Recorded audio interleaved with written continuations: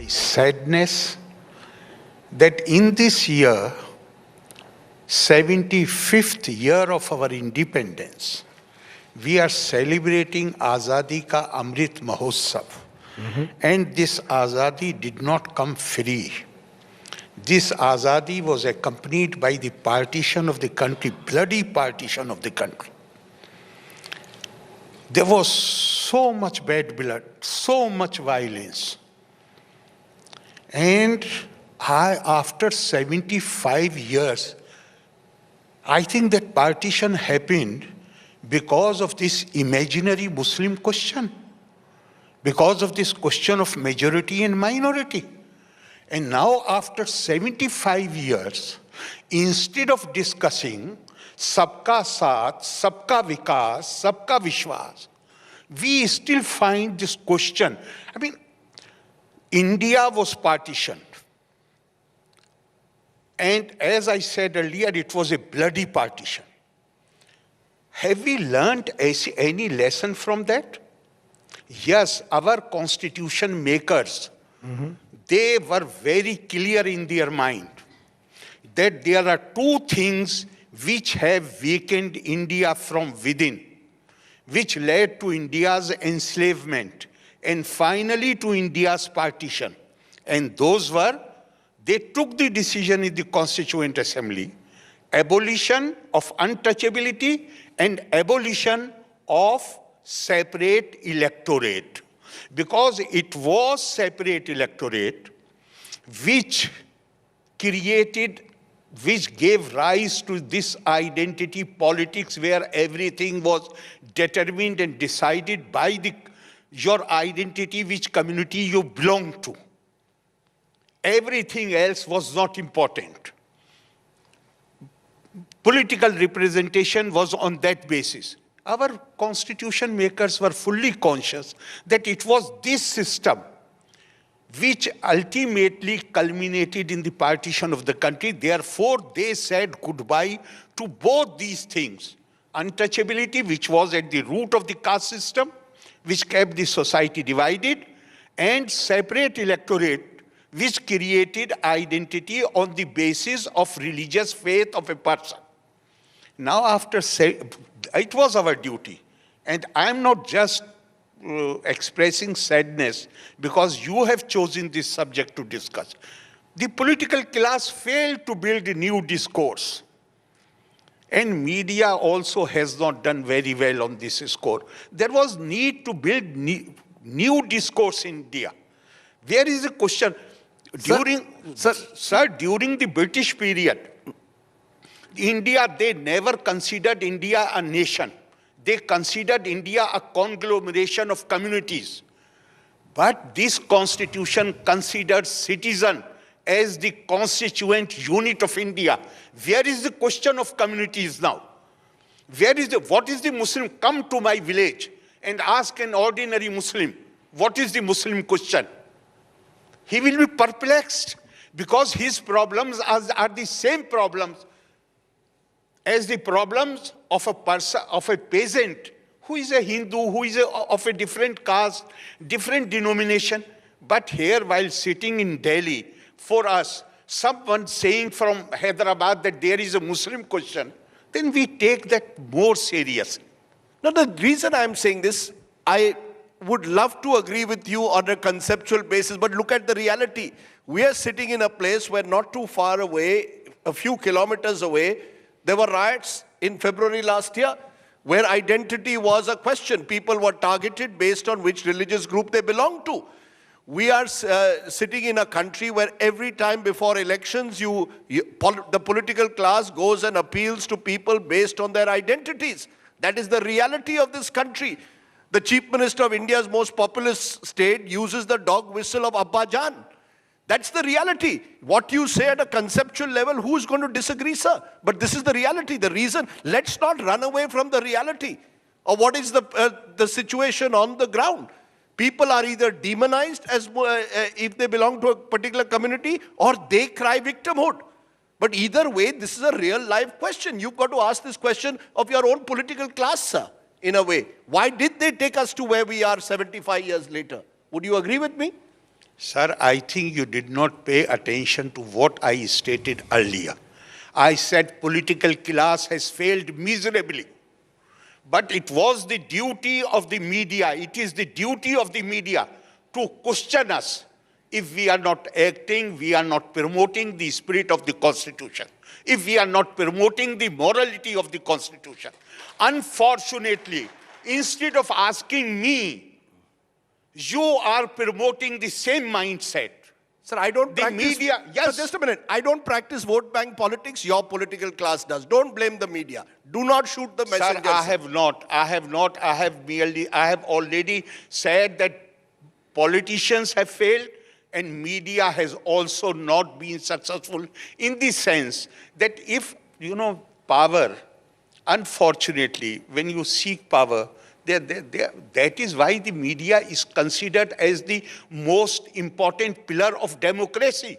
So that in my pursuit of power, if I do something which goes against the provisions of the Constitution, against the morality of the Constitution, against the spirit of the Constitution, then you ask questions to me. Instead of asking questions to me, you are promoting the same mindset. You are promoting the same discourse.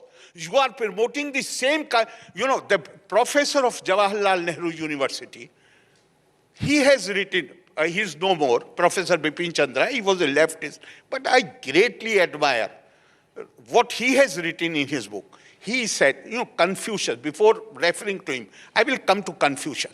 Confucius was asked by his pupil, by his disciples, what is the essence of action? And Confucius said, choice of right words. His students were flabbergasted. What choice of right words has got to do with the essence of action? And Confucius replied back, he said, if you do not use the right words, it means you have no sense of the nature of the thing. If you do not have the sense of nature of thing, then you cannot analyze it properly, you cannot come up with a proper prescription for the solution of the problem. Likewise, the professor of JNU, he said, we must be careful in using the terms and terminology, because if we use a terminology which heightens the sense of community consciousness, ultimately it will strengthen the forces of communalism. And we have paid so much price, India. We have paid so much price for having that kind of mindset. We have to decide whether we want to fight that mindset or we want to promote that mindset. So I couldn't agree again with you more about use of language. You said sabka saath, sabka vikas. No one will disagree with that. But at the same time, there is also the language which is used of love jihad. In your own state now, where you are the governor, a bishop of a church uses the words of narcotics jihad, and he is cheered. Leaders of a political party that you belong to before you went to Kerala use the word love jihad freely at the slightest moment. Is this the kind of language that is going to give the Muslim a sense of confidence that of sabka saath, sabka vikas? You can't go both ways, sir. You talk at one level in a nice, comfortable gathering about sabka saath, sabka vikas. You go before an electoral gathering when you want your votes for vote bank politics. You talk the language of love jihad. Both can't go together, sir. I do not know if a priest is saying something, not that everybody is cheering him up. Even there are many other priests who have criticized him. Where is the question? My point is not that everybody should start speaking the same language. That is not my point. Do you approve of the use, for example, sir, of the use love jihad? Sir, if you kindly, you will be very kind to me if you do not cut me when I'm making my point. Sure, sir. I will listen to your full question, then please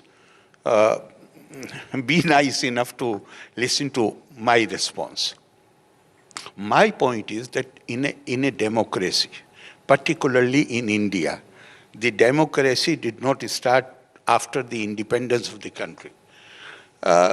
We have always believed in free spirit.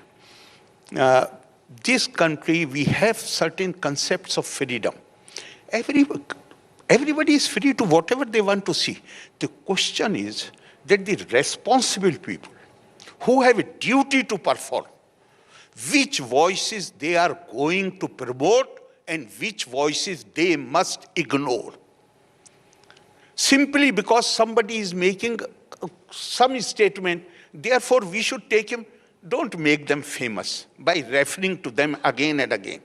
I read it somewhere and I liked it so much that I have learned the secret to happiness. Keep away from the idiots. Why I have to pay attention to every statement which somebody makes? Basically, what is my agenda?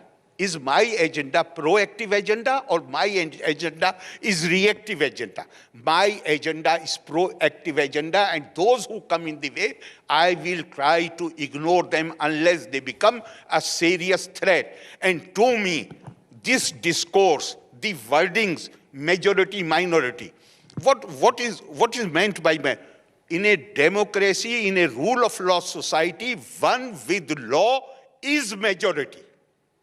Who is going to decide? I should feel I have never accepted, not now. 1980, I gave interview. That was my first year in parliament. I gave interview to Sunday, and that was also published in Ravivar.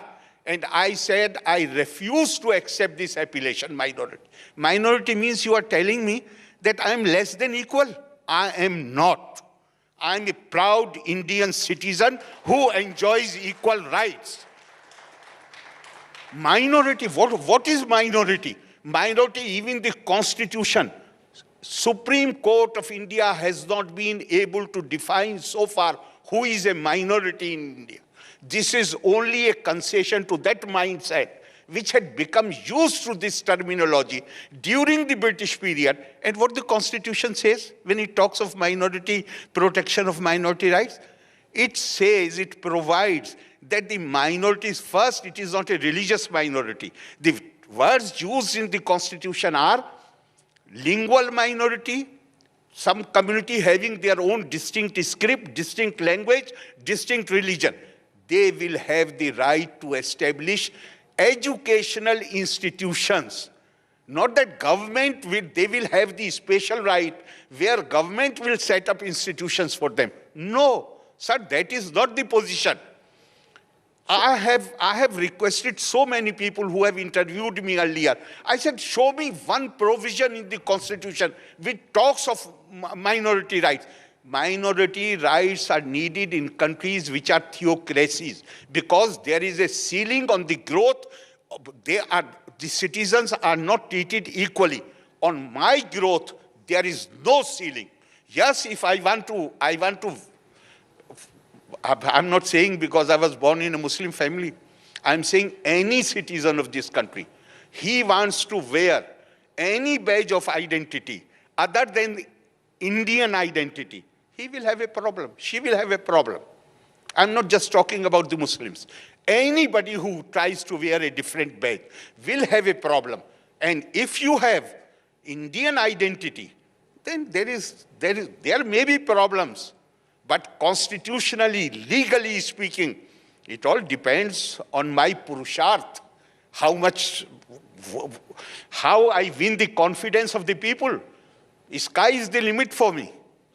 If you say there are no concepts of minority rights as per the Constitution, you tell me, and to your great credit, you stood up during the Shah Bano case, which was seen in the 1980s as a major turning point, because people then sensed that the state was doing what was described as, at one level, appeasement. Have we moved from appeasement in the 1980s to today what is described as majoritarianism? That in a sense, while you say there are no minority rights, there was minority appeasement when a Muslim woman wanted her rights under the law, which she should have been guaranteed of maintenance, wasn't given. And today, where you have a situation where the main party of this country does not have a single Muslim representative in the Lok Sabha out of the 300 odd. So have we moved, sir, from minority appeasement in the 1980s when the Congress was in power to majoritarianism today? I do not know if that was minority appeasement.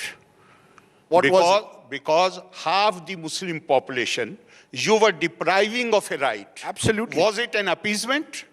It was appeasement of certain sections, mostly those who have political ambitions.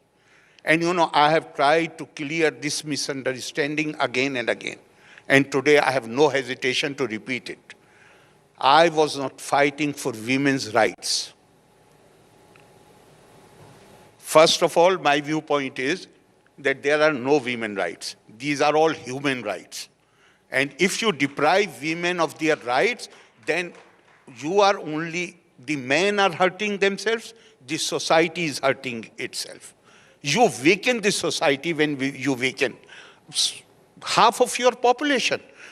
Basically, the thing which motivated me most was the language which was being used by All India Muslim Personal Law Board. What they were saying, ये हमारे मिल्ली तशख़्ख़ुस का मामला है, not even of religion. We have a separate community identity. Now till 1947, they were saying that we are a separate nation. Now they do not have the guts to repeat the same thing because country has already been partitioned. Therefore, they were using a euphemism to promote separatism, and they were saying, "Milli tashakhus ka mamla." We are not part of the Indian mainstream. We are different from that mainstream. I took exception to that stand. If you feel anybody, India, anybody feels concerned, why only a community? Even if an individual feels concerned about his religious faith, this society has always been like that, that issue must be addressed. But if in the name of religion, you are promoting separatism, you are promoting division in the society, then that was my advice. That in fact, in Hindi, I had formulated 2 sentences, and I had suggested to the then leader of the government that stand up in parliament and say, if anybody has any concern about his religious faith, Bharat Bhumi, Dharm Bhumi hai, hum usko, we will address that. But we shall not allow anybody to use religion to create divisions in the society.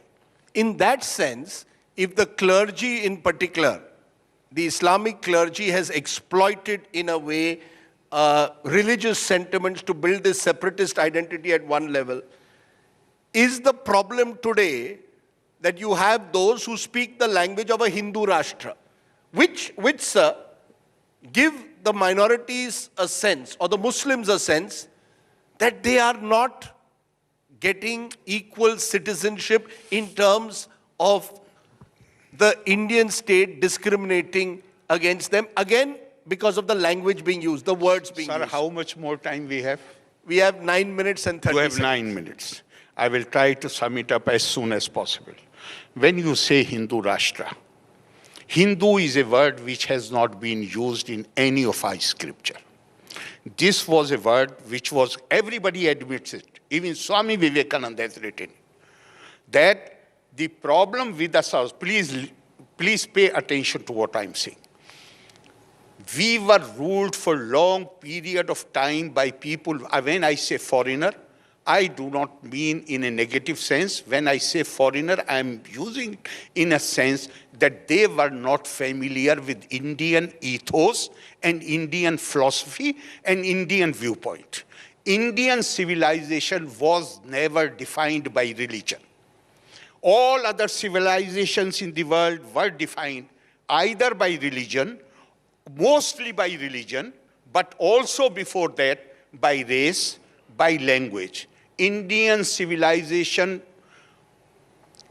4,000, 5,000, we do not know exactly when this journey began, but it was never defined by religious faith.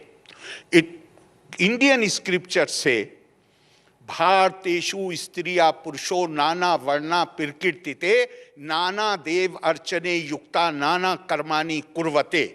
The Indian women and men, they belong to different races. They worship different gods. They practice different rituals and customs. So when we use the problem with I have said, I'm going to use the word foreigner. They were not familiar with Indian ethos. Their own attitude was the civilization, the background that was defined by religion. Therefore, they had to use a word which symbolized, which was used more in the sense of religious faith. Therefore, they used the term Hindu. But the Indian thought leaders were never satisfied with that appellation. That is why in the Constituent Assembly, the Hindu, Sikh, Jain, Buddhist, they were included in the definition of Hinduism, making it amply clear that Hindu term Hindu does not mean uniformity of belief or uniformity of practices in the matters of religion. Therefore, sir, Hindu Rashtra, there is nothing. Yes, there are, in India, there has never been a theocracy. So when you say Hindu Rashtra, you are actually equating Hindu Rashtra with kind of Muslim theocracy or Christian theocracies which have existed in the past, and somewhere they are still existing. Hamare yahan to in India, I was surprised. I myself was not aware. About 4 or 5 months back, I read a shlok somewhere, and I was surprised to see that they have traced the source which has been mentioned there. They claim that this is a Vedic sutra. It says, Pashand, Nagam, Shreni, Puga, Virad, Guna, Dishu, Sarrat, Chet, Samyam, Raja, Durge, Janpade, Tatha. Now, this is a Vedic sutra which is saying that Pashand, those who deny Veda, Nagam, those who believe in Veda, or for that matter, anybody, it is the duty of the political system of the Raja to provide equal protection to each one of them. Give me one example. Give me one example. Just a minute. In Pakistan, yes, there is need to have minority rights. Why? Because there is ceiling on those who are not Muslims. They cannot aspire for certain positions. They are discriminated against. But in India, it is not only our constitution who gives us equal rights, but more than that, our cultural heritage. The Indian civilization has no concept of discriminating on the basis of the religion. Therefore, to link the two, I find preposterous.